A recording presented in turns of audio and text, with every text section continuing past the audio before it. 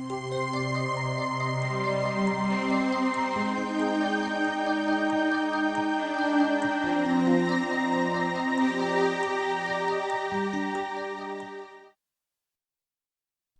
本徹さん、被爆当時8歳。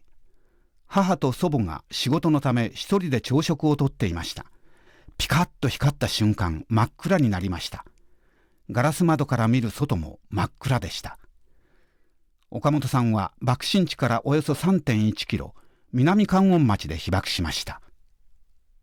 神崎小学校の2年だったんですね。4人でですね、船入本町におって、それから昭和19年に三菱ができたんで、それでうちのお母さんの方がここと三菱と、それから倉敷クラボですね、あれが募集があったというんですがね、こっちの方が給料が良かったいうんで三菱来たんです。で寮の寮さんやっておりましてね、で寮が東寮と西寮と南寮と北寮があって、北寮の担当だったんですよね。船井の方におじいさんとおばあさんおったんですよね、後からおばあさんがこっち来て、でおじいさんの方は大工いうか大工さんの方の手伝いやっとったんです、で原爆の時にちょっと家の中におって下敷きになって、それでよく逃げたと思うんですがね、下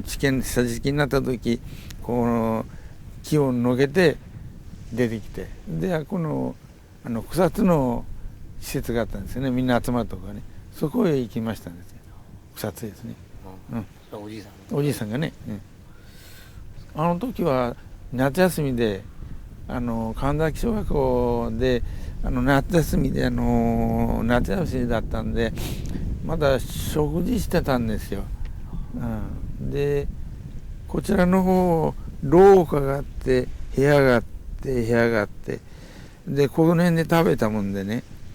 こっち廊下のこっちだったらガラスが入ってると思うんですがね、割れたのがね、でこっちの中だから別になんともなかったんですよね、ちょっと音がして確かピカッと光ったらですね、それからなんだろうかと思ったらちょっとこの三菱はご飯炊くのも風呂を沸かすのも蒸気でやったもんでね、それで蒸気を沸かすところがあって、それからパイプが寮の中をちょっと行ってたんですね、配線になっとったんで、そのパイプが壊れてですね、シューシューシューシュー蒸気が出てましたね。10時ぐらいだったと思うんですがね、ちょっとこっち側が黒かったですね、雲がね、ちょっと黒かった。あの辺りは建物は別になんともなかったですね、ガラスが壊れたぐらいでね。でちょっと上の方の農家の方の家はちょっと歪んでましたね。でまだ中の方の市内の方は壊れてましたけどね、最後はここの小郷橋のところに土手の方に逃げましてね、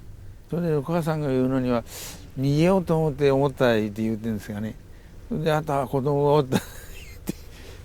それがよく考えなくちゃいかん言って思って逃げなかったですがね、こっちの方に夕方頃ここへ小郷橋のところにたもとのところでね寝たんですよ、8月6日は。その日はもうそうです、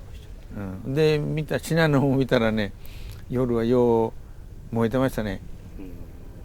でねよう市内の行ったという人がいるんですよね。それで行こうかって言ったら社官がおって、社官をね中隊長で小隊長か中隊長言ってたんですよ社官をね。それ行こうか言ったら子供は行っちゃいかんというんで行かなかったんです。社官寮長の下におるような人で、社官ですね。社官でね、それが行っちゃいかん言われたんでね、それで二次放射能でね、放射能でやれなかったんだろうと思いますけど、よかったです。神戸橋がちょうどこの丸太がね、今は綺麗になってますがね、丸太がこうできつつあって、こうやって橋桁をこうやって、でそこへこういうふうな丸太を6本ぐらいですかねやって、丸太だけがかかってたんです。でそこへここで市内で理災した人がね、この草津に集まるところがあるんで、それでみんなここ神戸橋を通って行っておられましたね。で別にねなんともなかったですね。ただ逃げておられるだけで。市内はあそこの土手から見ましたらね、土手がここ橋にあるでしょ。それがここで市内のを見たらね、よく燃えてました、よく燃えるなって言ったんですよ。ここはね2、3日おって、それからもうここは危ないんでね、だから愛媛の方行ったんですよ。愛媛県のね大三島いうとこ、大三島、愛媛県のね大三島、忠海から忠海にちょっと向こうにドコス島がありますね、大久野島が。その隣の島なんです。あれは愛媛県なんですよね、落ち郡、そこにおばあさんの実家があるんで、そこへ行きましたんですよ。ここの船両町の町内会の町長町長の罹災証明を持って、で国鉄行って切符もらってね、で忠海まで行って、で忠海からこれ大三島から来るのがうさぎ丸いのがあるんですがね、それに乗って行ったんですがね、おじいさんの方はあそこの草津のちょっと集まるとこをちょっと追ってで分からなかったんですよね。ちょっとして何日かして帰ってこられたんですよね。帰ってきたんですよね。で一緒ですね。だから3年はおったんですね。2年から3年ですね。もう食べるのもなかったですね。食べるのもなくて、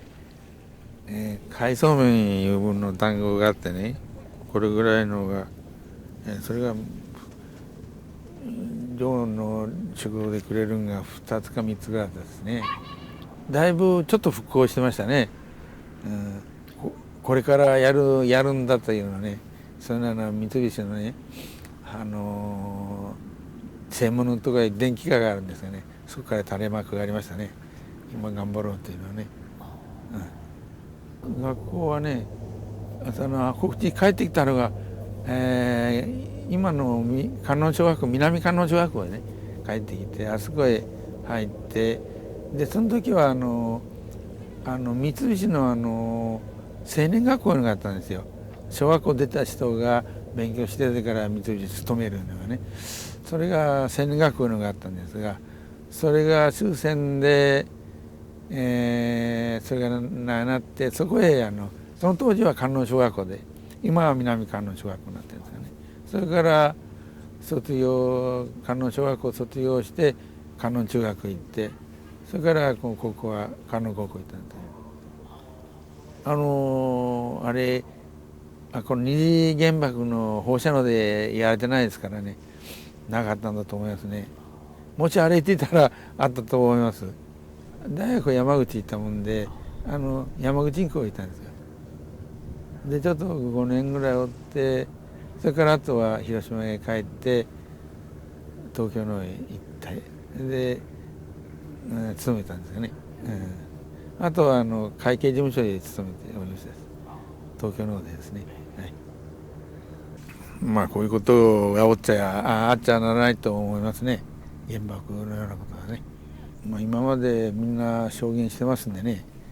まあ、私も少しはお役に立ちたいと思ってやりましたです。だから原爆はもう使っちゃいけないと思いますね。